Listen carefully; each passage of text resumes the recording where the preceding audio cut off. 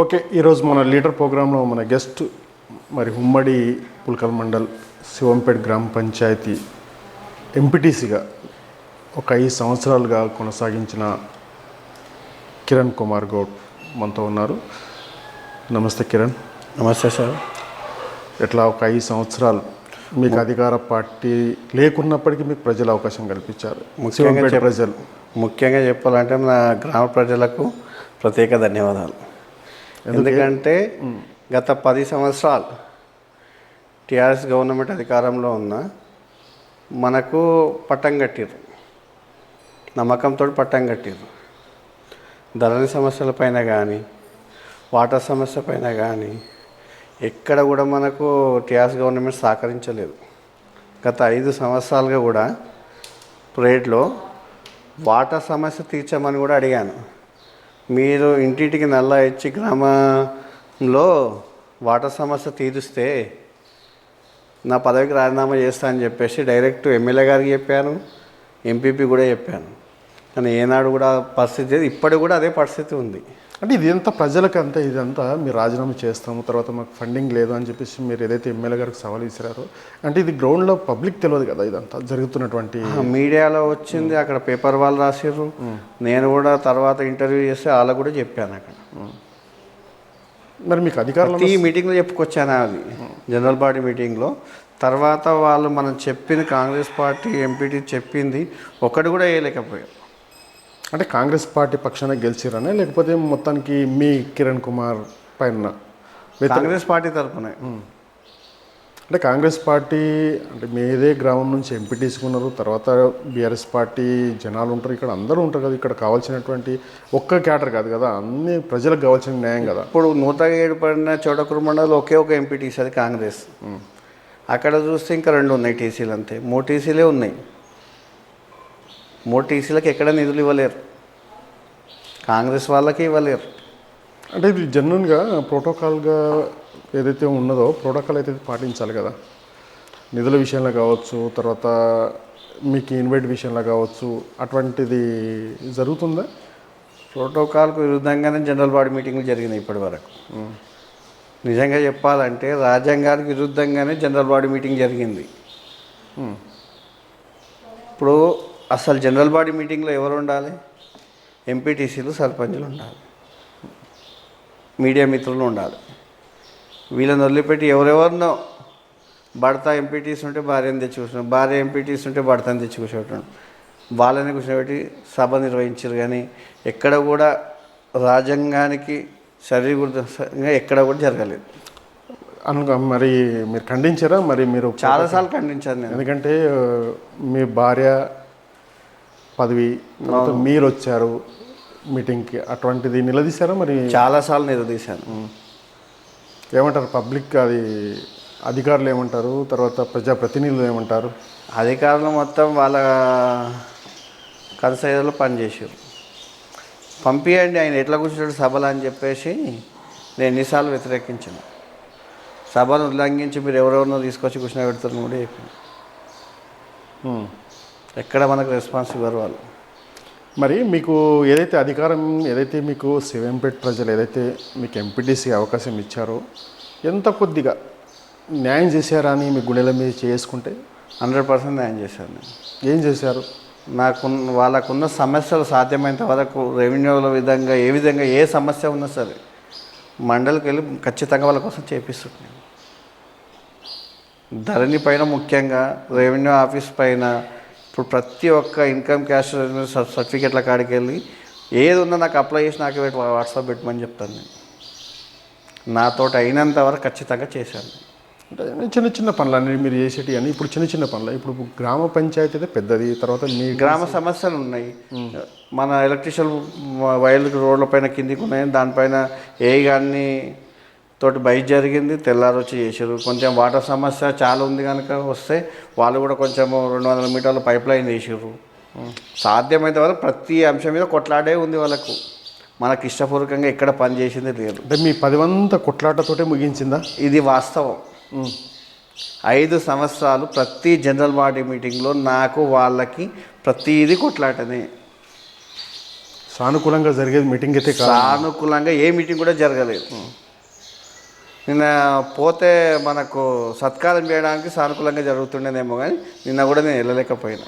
ఎందుకంటే కొన్ని మండల పరిషత్లో కూడా చాలా సత్కారాలు అయితే చాలా బ్రహ్మాండంగా జరిగినాయి. అటువంటి మన మండలంలో జరగలేదంటారా? జరగలేదు. అంటే ఓన్లీ నిధుల పంపిణీ విషయంలో కిరణ్ అలిగిండి అంటారా? ప్రతి విషయంలో అలిగిన వాళ్ళ పైన. వాస్తవానికి చెప్పాలంటే మీడియా మిత్రులు కూడా కొంతమంది వార్తలు రాయలేకపోయారు మనకు. మనము ప్రశ్నించింది ప్రతిదీ రాస్తే జనాలకు తెలుస్తాయి, కొన్ని రాయలేకపోయారు. చెప్పాను నేను వాళ్ళకు, వాళ్ళ ఎందుకు రాస్తారు మా ఎందుకు రాస్తారు అని కూడా అడిగాను నేను. అంటే మాకు ప్రెషర్ ఉంది, ఎమ్మెల్యే గారి దగ్గరికి ప్రెషర్ ఉంది, మేము మీటింగ్ ఏ విధంగా జరిగినా కానీ మంచిగా జరిగిందని రాశారు వాళ్ళు. ఒకటి ఏంటంటే మీడియా మొత్తం కనసైలో పెట్టుకొని ప్రజలకు సమస్యలు తెలియకుండా చేశారు. సమస్యలు చాలా ఉన్నాయి కానీ సమస్యలు జనాలకు తెలియలేవు. ఏం సమస్యలు ఉన్నాయి మీ పరిధిలో చెప్పండి. మీ సమస్యలు ఎన్ని ఉన్నప్పటికీ ఎన్ని బయటికి తీసుకురాలేరు, ఎన్ని కప్పిపుచ్చారు, వాటిని వీళ్ళకి ఎందుకు తీయలేరు, వాళ్ళకి ఎందుకు ప్రజలకు న్యాయం చేయలేరు? రకాల ప్రకారంగా చెప్పండి. మీరు ఎంతవరకు ఇక్కడ సక్సెస్ స్టోరీ తీసుకొచ్చారు, అసలు ఎంత మీరు ఎమ్మెల్యేతో ఫైట్ చేశారు, ఎందుకు విఫలమయ్యారు? ధరణిలో మొటేషన్ పెట్టుకుంటే ఎన్ని రోజులకు వస్తుంది? నాకు ఉన్నది 5 గుంటల భూమి, నాకు పడ్డది 10 గుంటల భూమి. ధరణిలో ఎక్సెస్ పడ్డది. 5 గుంటల భూమి పౌతి పెట్టుకున్నామంటే ధరణిలో ఇప్పటికి కూడా ఆప్షన్ లేదు. ఎమ్మెల్యే గారిని అడిగాను నేను, నాకు ఉన్నది 5 గుంటలు, 10 గుంటలు పాస్బుక్లో వచ్చింది సార్, ఇది పెట్టుకోవాలంటే ఇది ఆప్షన్ ఉందని చెప్పాడు. నాకు లేదు అని చెప్పేసి గట్టిగా నిలదీస్తే కూడా ఒక ఆప్షన్ అసలు చెప్పలేకపోయాడు. ఇప్పటికి కూడా ధరణిలో మనకు 5 గుంటల భూమి ఉంటే 5 గుంటలే పెట్టుకోవాలి. 10 గుంటలు ఉంది, 10 గుంటలు మొటేషన్ పౌతి పెట్టుకుంటే చేస్తారా లేని భూమిని? ఆ కరప్షన్ చాలా ఉంది, దానిపైన చాలాసార్లు నిలదీశారు. ఇక వాళ్ళు మా మిషన్ భగీరథ అని చెప్పేసి ఎంతో ప్రతిష్టాత్మకంగా ప్రవేశపెట్టిన పథకం అది. కానీ మా విలేజ్లో 40% మాత్రమే నల్లలు ఉన్నాయి. 40%లో 30-35% కూడా నీళ్ళు రావు. సుమారుగా 25 బౌల్లు ఉంటాయి, 3 ట్యాంకులు ఉంటాయి, అయినా ఈ జనానికి నీళ్ళు ఇవ్వలేకపోతుంది. ఓకే, ఎన్నిసార్లు మీరు పదవిలో ఉన్నప్పుడు ఎన్నిసార్లు మీరు ఆహ్వానించారు మీరు ఎమ్మెల్యేకు? ఎమ్మెల్యే గారు ఇక్కడ నుంచి 2-3 టైమ్స్ మీటింగ్స్ పెట్టాడు మా దగ్గర. వచ్చినప్పుడు కూడా చెప్పాం, సరే మంచిది అంటాడు, ఇంతవరకు మాకు చేయలేకపోయాడు.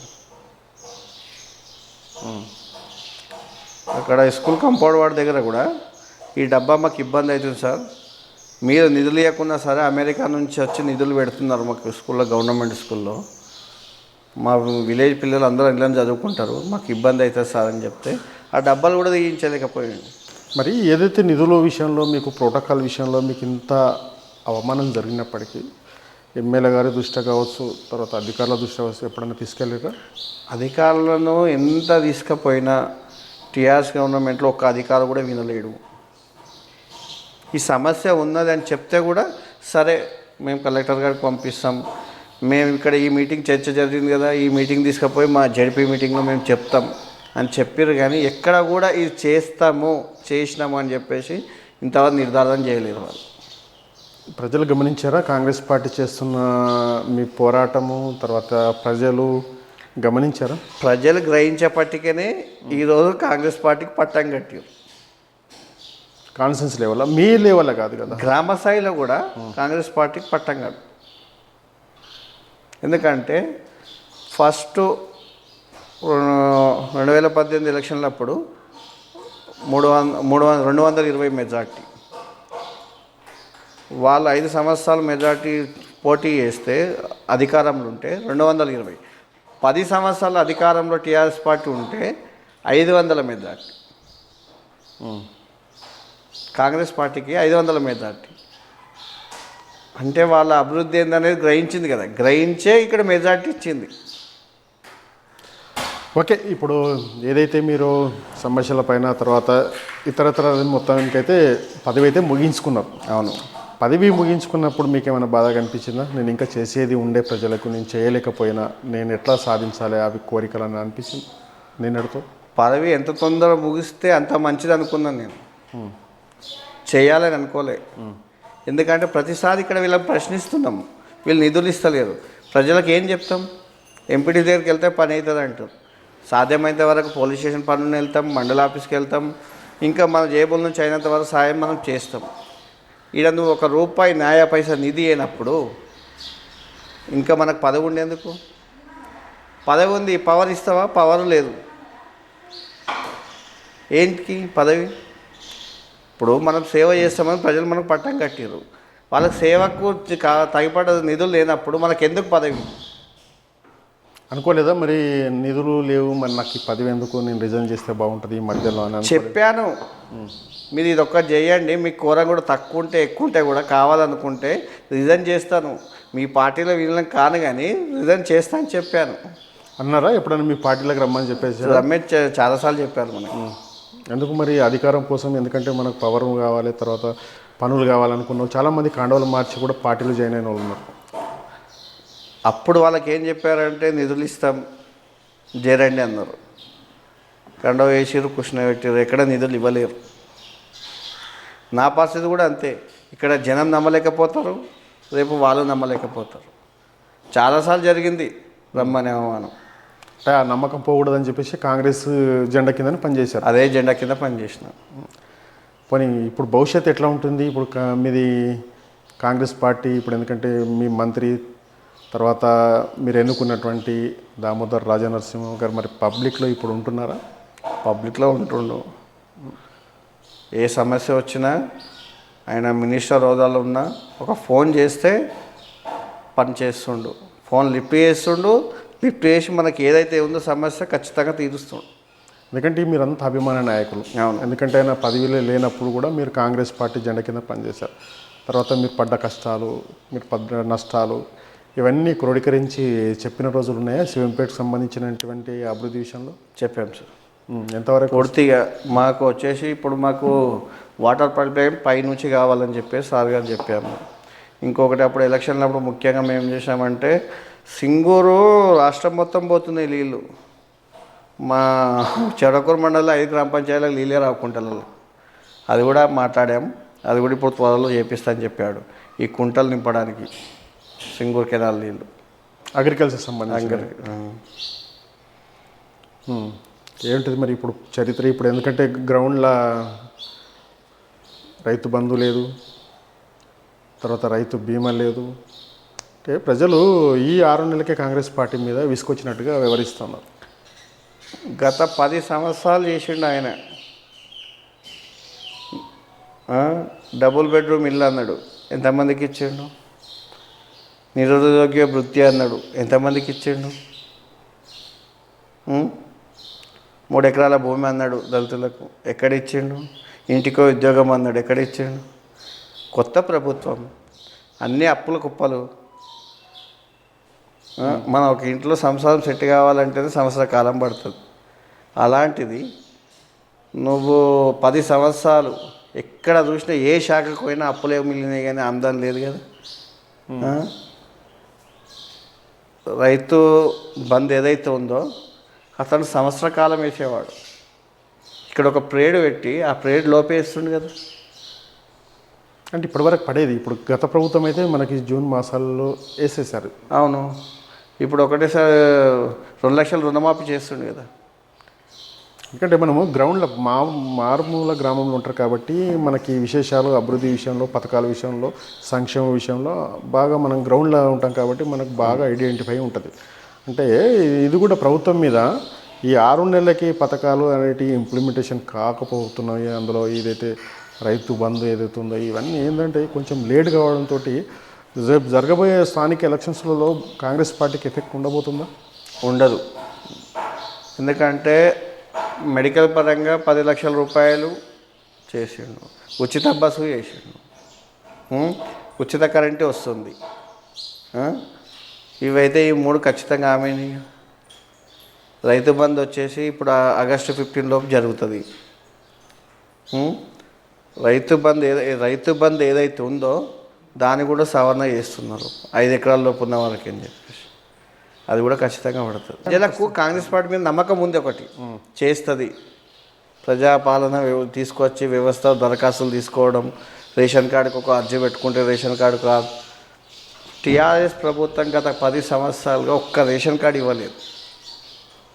ఇప్పుడు మీరు కూడా పెట్టారు కదా డెడ్ లైన్ వస్తుందని, రేషన్ కార్డు వస్తుందని పెట్టారు కదా. అవును, వస్తుందా మరి? మీ 100% వస్తుంది. ఒకటి, ఇంతవరకు కాంగ్రెస్ పార్టీ ఇచ్చిన రేషన్ కార్డే ఉంది. 10 సంవత్సరాల నుంచి ఒక రేషన్ కార్డు ఇవ్వలేవు. ఇన్ని లక్షల దరఖాస్తులు ఎందుకు వస్తున్నాయి? నువ్వు రేషన్ కార్డు ఇచ్చిన ఉంటే, పోనీ కొంత పింఛన్లు నువ్వు ఇచ్చిన ఉంటే ఇన్ని పింఛన్ల దరఖాస్తులు ఎందుకు వస్తుండే? ఎక్కడ పింఛన్ ఇచ్చినావు చెప్పండి? కొత్త పింఛన్లు కేసీఆర్ సభ పెడితే పింఛన్లు రిలీజ్ చేస్తాడు, లేకపోతే లేదు. లక్షల దరఖాస్తులు ఆన్లైన్ పెండింగ్లో ఉన్నాయి. ఎవరికి ఇచ్చాడు? అదే గత ప్రభుత్వం నువ్వు ఇచ్చి ఉంటే ఈరోజు మాకెందుకు వస్తుంది దరఖాస్తు? అక్కడ ఇయ్యలేవు, ఇప్పుడు వస్తున్నాయి. ఆ దరఖాస్తులు తీసుకునే వ్యక్తులు లేకుండా మీ దగ్గర. ఏ మండల ఆఫీస్లో పోతే మాకేం తెలుసా అంటాడు. ఒక రేషన్ కార్డు కావాలని అర్జీ పెట్టుకుంటే మాకేం తెలుసా అంటారు. కలెక్టర్ పెండింగ్ అంటారు. కలెక్టర్ దగ్గరికి పోతే సీఎంఓ ఆఫీస్ నుంచి రావాలంటాడు. ఎడికెళ్ళి వస్తాయి? మరి ఇప్పటికి కూడా వ్యవస్థ అదే విధంగా ఉంది కదా. ఈ దామోదర్ మినిస్టర్ ఉన్నప్పటికి కూడా మీ కార్యకర్తలకు సమన్వయం ఉందో లేదో కానీ అధికారుల వాళ్ళే ఉన్నారు. తర్వాత మీకు అధికారులు కూడా మీ కాంగ్రెస్ పార్టీ కార్యకర్తలు చెప్తే కూడా అధికారులు ఈయన పొజిషన్లో ఇప్పుడు ప్రజెంట్లీ కూడా కొనసాగుతున్నారు. మనకు అనుకున్న దానికన్నా ఎక్కువ ఉన్నాయి. కొంచెం టైం పడుతుంది. ఇప్పుడు 6 మంత్ అనుకున్నాం, 6 మంత్లో చేసినవి జరిగినాయి. ఇంకో 6 మంత్లో అన్నీ క్లియర్ అయిపోతాయి. అభివృద్ధి విషయంలో మనకు ఎందుకంటే మీకు శివంపేట గ్రామ పంచాయతీలో ఇద్దరు కూడా సర్పంచ్ కూడా కాంగ్రెస్ పార్టీ, టీసీ కూడా కాంగ్రెస్ పార్టీ. చాలా మీకు ఒక జెండాను అనుకుంటారా లేకపోతే వ్యక్తిగతంగా అనుకుంటారా? మొత్తానికైతే పట్టం ఇచ్చారు.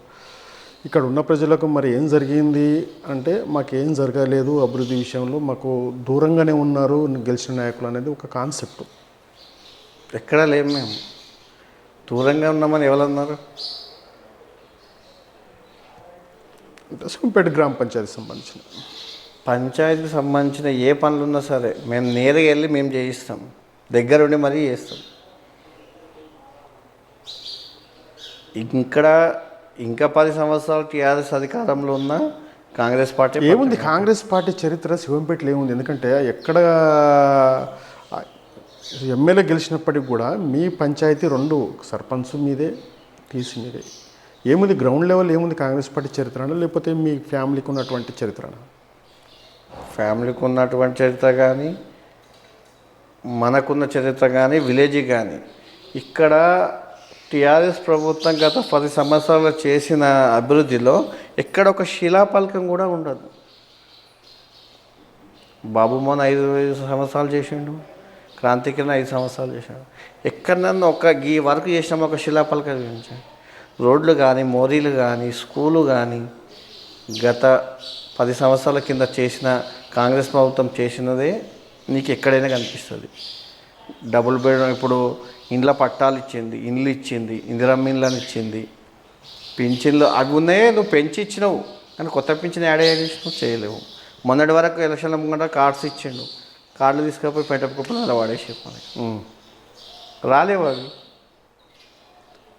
ఒక విడో పింఛని ఈ మంత్ ఏమన్నా జరిగితే అనుకోకుండా నెక్స్ట్ మంత్ కాంగ్రెస్ ప్రభుత్వంలో అప్లై చేసుకుంటే పింఛన్ వస్తుండే. అలాంటి విడో పింఛన్లు ఎన్నో ఉన్నాయి దరఖాస్తులు పెండింగ్. వస్తున్నాయి మీ దగ్గరకు వస్తున్నాయి సమస్యలు? ఖచ్చితంగా వస్తున్నాయి కనుక తీసుకుపోయి ఇస్తున్నాము. మనలో కూడా ఒక డెడ్ లైన్ పెట్టారు, ఇది అయిపోయిన తర్వాత నెక్స్ట్ అవే ఉంటాయని చెప్పారు. అప్పుడు 100% వస్తాయని చెప్తున్నాము. మీ ఆయంలో మేజర్గా సంబంధించినటువంటి పని ఏం చేశారు మీరు పవర్లో ఉన్నప్పుడు అని అంటే? అర్థం కాదు. ఏదైతే మీరు అధికారంలో ఉన్నారో ఉన్నప్పుడు ఇక్కడ సంబంధించినటువంటి అభివృద్ధి పెద్ద మొత్తం నేను చేసింది ఇది అని ఒక సాటిస్ఫై అనుకుంటే? షీట్ లైన్స్ ఒకటి, పైప్ లైన్. వాటికి ఎంత కష్టపడ్డారు తీసుకురావడానికి, నిధులు తీసుకురావడానికి? అవి తీసుకురావడానికి కొట్లాడినాయి. మనకు కొట్లాడితే ఇచ్చారు కానీ ఉత్తగా తీయలేరు. అంటే ఇప్పుడు ప్రతిదీ మీరు ఏదైతే నిధుల విషయంలో ఫైట్ చేస్తే, మీరు ఏదైతే బాడీ మీటింగ్కి వెళ్తే శివంపేట టీసీ రాకపోతే బాగుంటుండేనేమో అనుకునేవాళ్ళు అక్కడ. అనుకునేవాళ్ళు. టీసీ రాకపోతే సజావుగా మీటింగ్ జరుగుతుంది, సంతకాలు పెట్టుకొని వెళ్ళిపోతారు. మనం క్వశ్చన్ చేస్తే క్వశ్చన్ చేయొద్దు అంటాం. క్వశ్చన్ చేయండి మీటింగ్ ఎందుకు పెట్టారు, ఎజెండా ఎందుకు పంపిర్రు, ఇది కూడా చెప్పాను.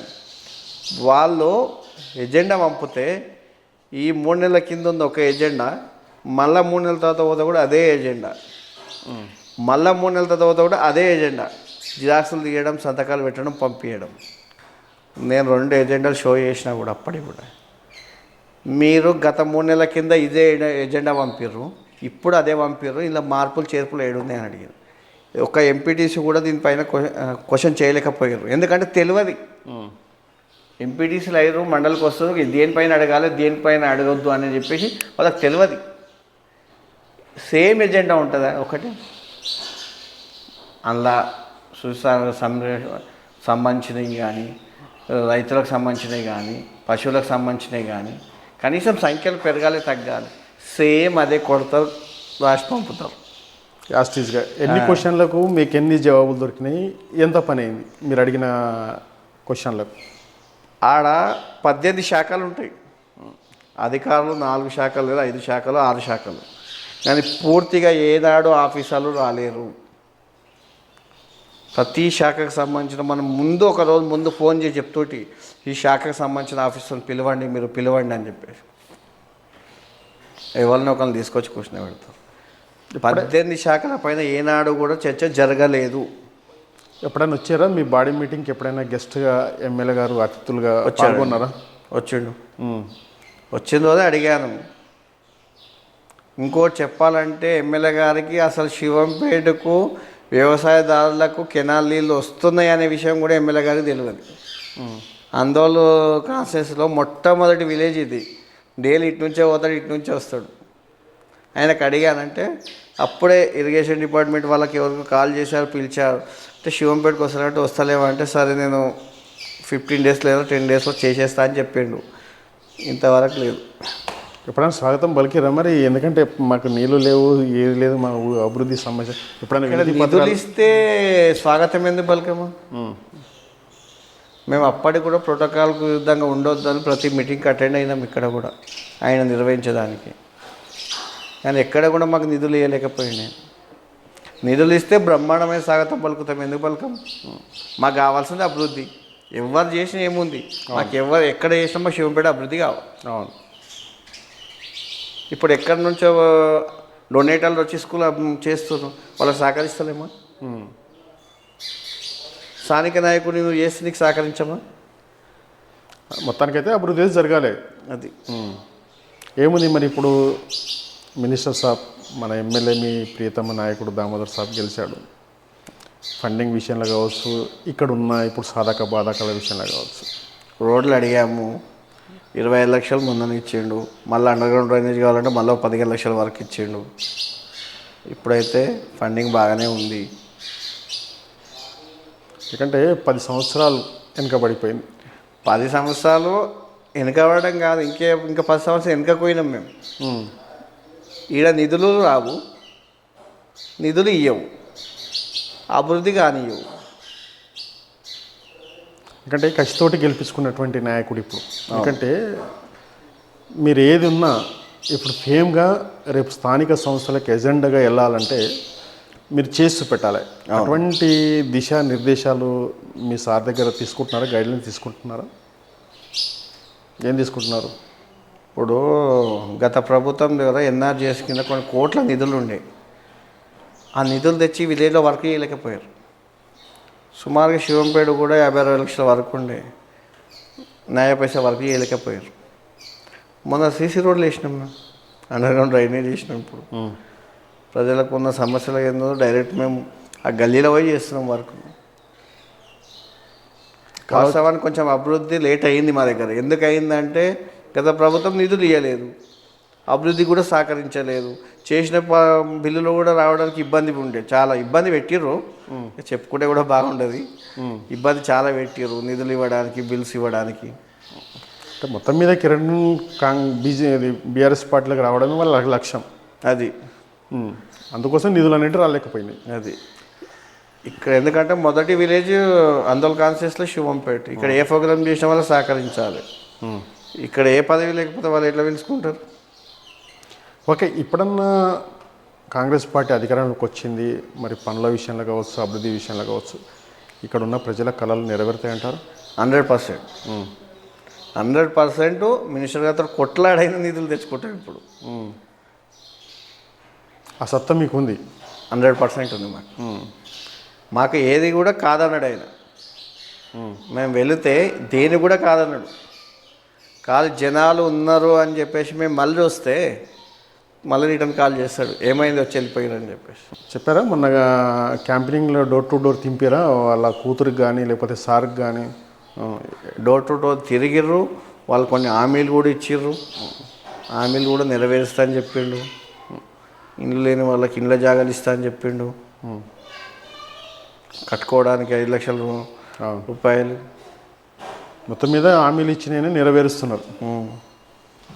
కానీ మీరు మాత్రం 5 ఏళ్లలో సాటిస్ఫై లేని పదవులే అనుభవించారు అంతే. ఓన్లీ కొట్లాటకు మాత్రమే అయినాం మేము. మండల్లో జనరల్ బాడీ మీటింగ్లకు కొట్లాడడానికి మాత్రమే ఎంపీటీసీలం అయినాం. ఉండాలి కదా, నిలదీష్టలు కూడా ఉండాలి కదా. ప్రతి ఒక ఆఫీసర్ కూడా వర్క్ చేసేటప్పుడు ఒకసారి ఆలోచించి చేయాలి. ఇప్పుడు ఈ వర్క్ చేస్తలేనంటే ఈ ప్రభుత్వమే శాశ్వతం అనుకుని వర్క్ చేయొద్దు.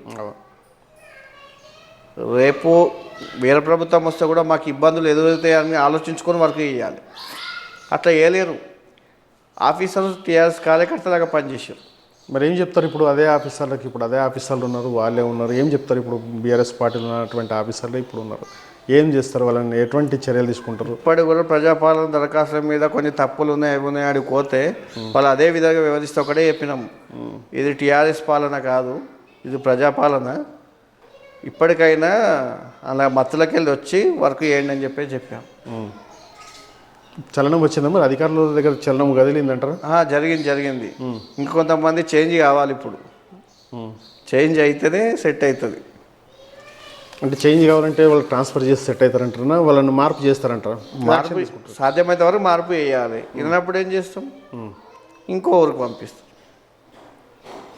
పోతే ఇప్పుడైతే గ్రౌండ్ లెవెల్ అయితే కాంగ్రెస్ పార్టీకి బేస్ ఉంది రేపు గెలవడానికి. అవును, అది కాంగ్రెస్ పార్టీ చరిత్ర అనుకోవచ్చు. 100%.